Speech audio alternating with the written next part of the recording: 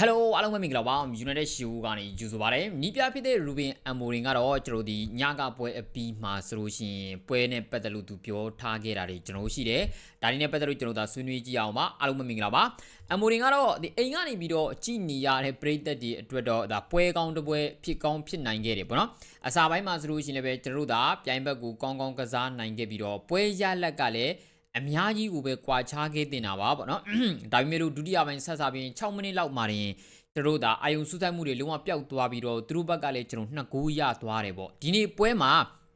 ကောင်းတာတွေအများကြီးကျွန်တော်ရှိခဲ့တယ်ဒါပေမဲ့လည်းလို့အများကြီးတိုးတက်ဖို့လိုနေတာတွေလည်းကျွန်တော်ရှိခဲ့သေးတယ်ပေါ့เนาะအတင်းရဲ့လက်ရှိအခြေအနေက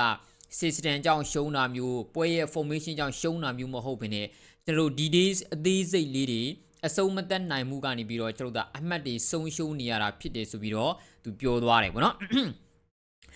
ခုနကပြောလို့ပဲပေါ့နော်ဒုတိယပိုင်းအစကျွန်တော်6မိနစ်လောက်မှာ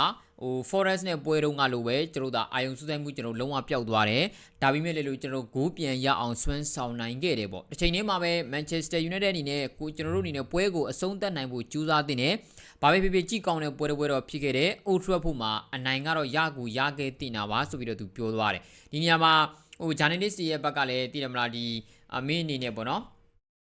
ကလည်းခန်းစီ4ယောက်နဲ့ပေါ့နော်ခန်းစီ4ယောက်နဲ့ကျွန်တော်ဒါကစားခဲ့သလား3-4-3လား2เนาะဘယ်လိုလဲပေါ့မေးခဲ့တာဒါကတော့မင်းတို့ဆုံးဖြတ်ရမယ်မင်းတို့ဆွေးနွေးရမယ်အရာဖြစ်တယ်ပေါ့နော်ခင်ဗျားတို့မြင်တာခင်ဗျားတို့ဆွေးနွေးရမယ်အရာဖြစ်တယ်ပေါ့ဗျာကျွန်တော်တို့ပြီးခဲ့တဲ့တစ်ပတ်လုံးကျွန်တော်တို့ခန်းစီ4ယောက်နဲ့ train ခဲ့တာကိုဘယ်သူတွေကမြန်ဘယ်လိုတိသွားလဲတော့သူမသိဘူးပေါ့နော်ဒါပေမဲ့လည်းခင်ဗျားတို့အဲ့ဒါကိုအခုဆိုလို့ချင်းတိနေကြပြီဆိုပြီးတော့သူပြောသွားတယ်ဆိုတော့ကျွန်တော်တို့ညကပွဲနဲ့ပတ်သက်ပြီးတော့